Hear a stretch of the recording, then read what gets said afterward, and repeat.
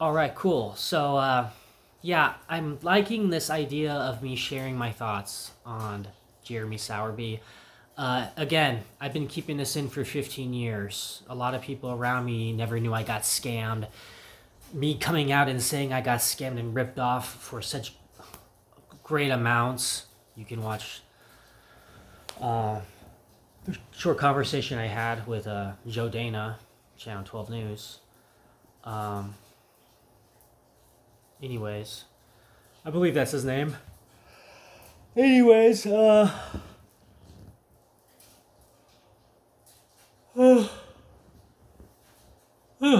he was really tired. This is why I gotta stop making these videos late at night because I just get so tired. But yeah, so I'm hoping I get set up an interview with Joe Dana. Um, I'm sure I will. I could definitely, email him a little bit back and forth over this. Um, but yeah, he shared my story and it helped solidify the kind of person, he was and what he did to me. And most people around him at all times, thinks he's some nice guy, this, that, whatever. And it's just awful how he scams people like that. There are people like that. But basically, I was thinking, had he not had scammed me and stolen from me, that may not have given him the confidence moving forward to pull off this bigger scam, which is going to get him in prison for 30 plus years. So it may have worked out for him to get caught once and he's in there for 30, maybe 35 years. I mean, I'm not just saying that because I'm biased against him. It's some serious crime stuff. You know what I mean? But yeah, so basically he's gonna be in prison that long. Sorry, I'm just thinking. I'm just kind of zoned out. If he's gonna be in prison for 30, 35 years, for instance. Okay, he can't use the money in prison. So by him getting fines and penalties, gives him incentive to pay it. There'll be a punishment within the prison, but by him paying the fines and penalties, his imprisonment won't be as bad. And that goes right back to the victims. Okay, the money. Not just me, but other victims. Even if I'll just get a little bit, between that and him going to jail for essentially life, it'll give us more peace of mind. Because again, man, getting scammed, it's stolen from. It's not just oh, they wanted that, whatever. They play with your emotions. And then they turn around to do that just to take from you. So when you realize, oh shoot, he was never my friend to begin with, meanwhile he took my money, it just hurts. It really hurts. And you call him out, people don't believe you, and then you're afraid to come out and tell people because then you look like a fool, oh, you're so gullible and naive, which I was, as many were as well. But when you get your emotions played with, it's just hard, So, I'm just mad at myself. And I gotta keep this inside this whole time. So yeah, I would definitely hope some fines and penalties he pays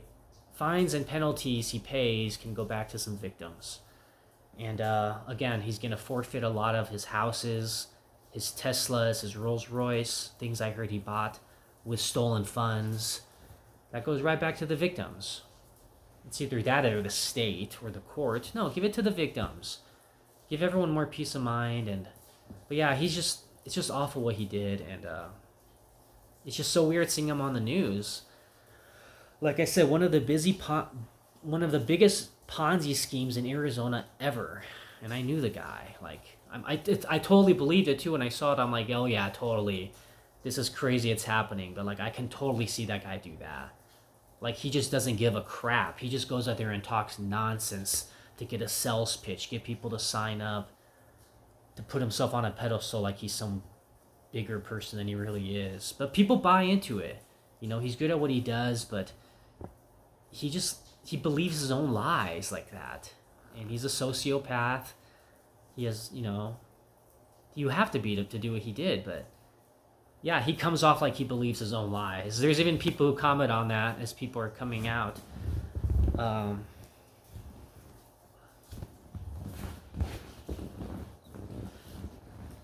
But anyways,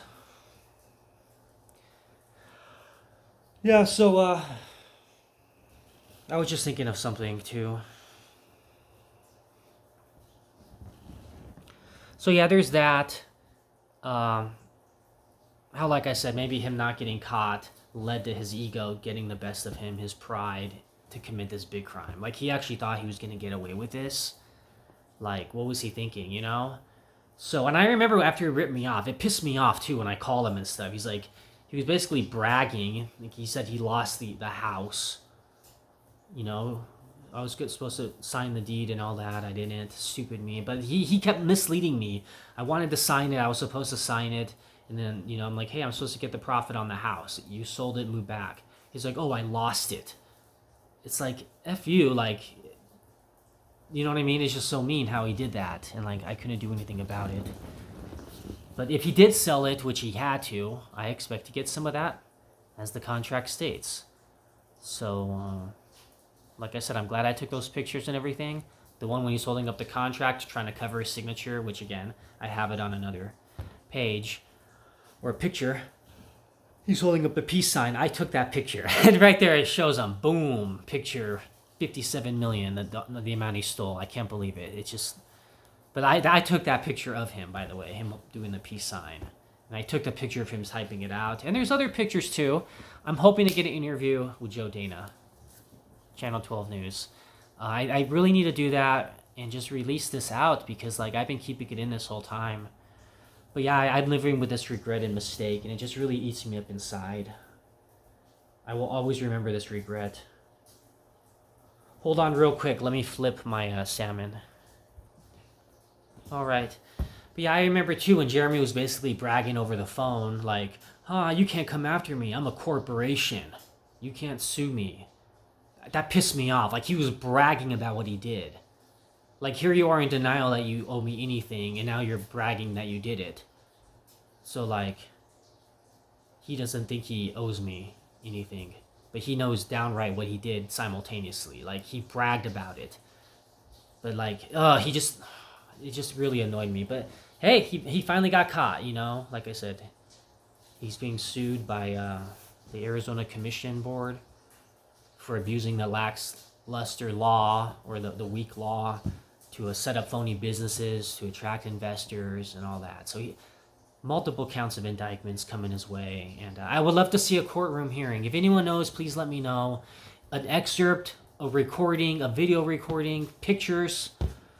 Should I go and see Jeremie in person and make eye contact with him? I mean, that might be emotional for me, but dang, it'll be a good emotion.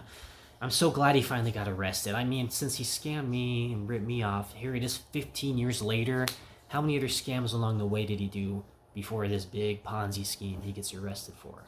That's my question. So it's about time. We're all been wondering that too. Hey, this guy's a scam artist.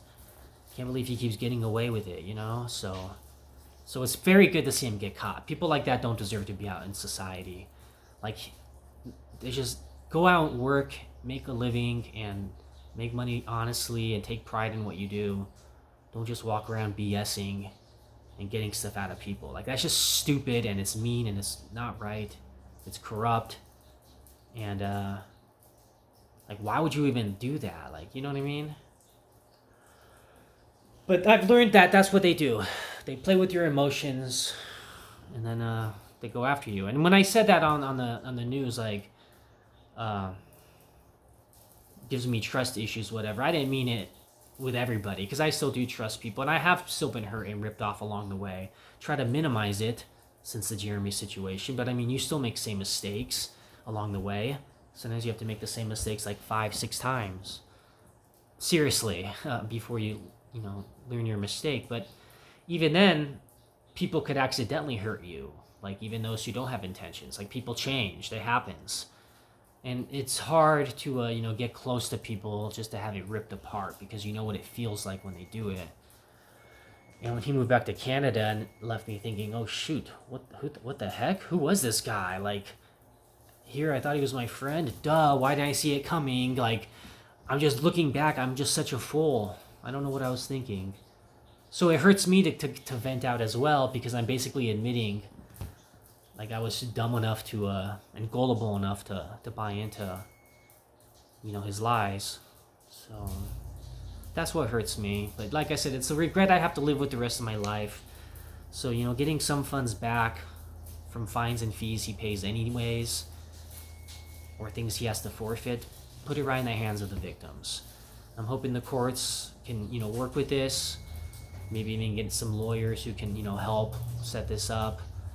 If you guys know any ideas, let me know, because I can't live with this regret my whole life.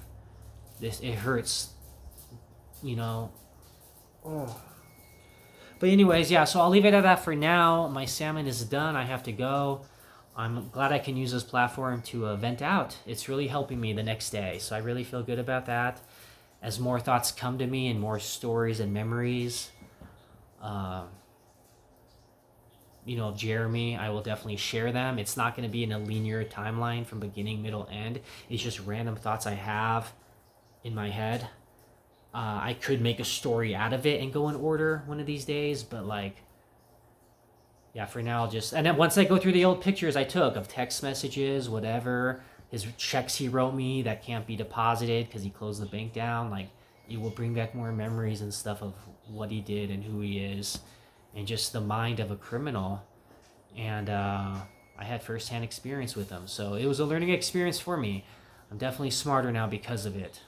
So I try to find the positives in negative situations. I really do. But on the same token, I'm just mad at myself for, and I feel rushed because the salmon's almost done. But,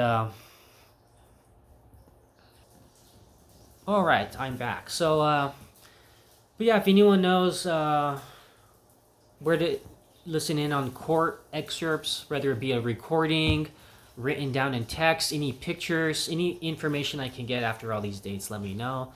I feel I'm heavily invested in this because I knew the guy personally, and I have an attachment to it. Knowing I'm glad justice is done, I just want to see how it happens and the details along the way, because I'm just going down memory lane from 15 years ago, and the thoughts I've always had, I kept them in the back of my mind. They were always there. They were always grabbing at me, telling me how dumb I am and gullible and naive, and how I hate myself a lot. I struggle with that, and I still do. 15 years. So, like I said, I'm just hoping and praying that there could be some kind of restitution. Not just for me, but for the other victims. I really do hope for that. And, I like to meet some other victims, too. We could all throw a pizza party, share our stories. I think it'd be really nice to say, man, look at all of us. We all knew he stole from us. He scammed us, but yet so many don't see it. And then finally, when he gets arrested, it's like, about time. Now all these people can believe what we were saying. That's what's frustrating about it, too. But, again, before you got scammed, or me, you don't, in general, people who have got scammed or stolen from. It's like, obviously, after we bring it up to the public, others say, oh, he scammed many people. We don't realize it until we get scammed that he scammed other people. How come we didn't know that first? But again, people who get scammed don't always share it with people. I guess that could have been a way to avoid this. But like I said, if that happened, maybe he wouldn't have committed his big crime and been in there for 30 plus years, or however long he's going to be in there. So it all worked out how it's supposed to, and it's just interesting. But so yeah, anyways, I'm just heavily invested in it, and I'm going to follow it, and just post more videos to express my thoughts. Again, this is my journal, my memories, and it's helpful for me.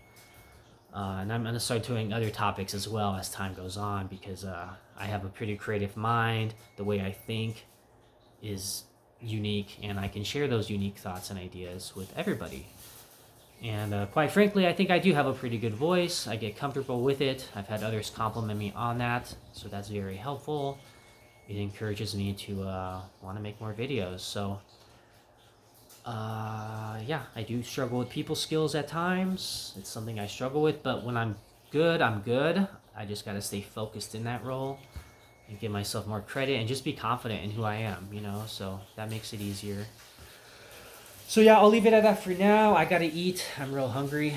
Until next video, peace.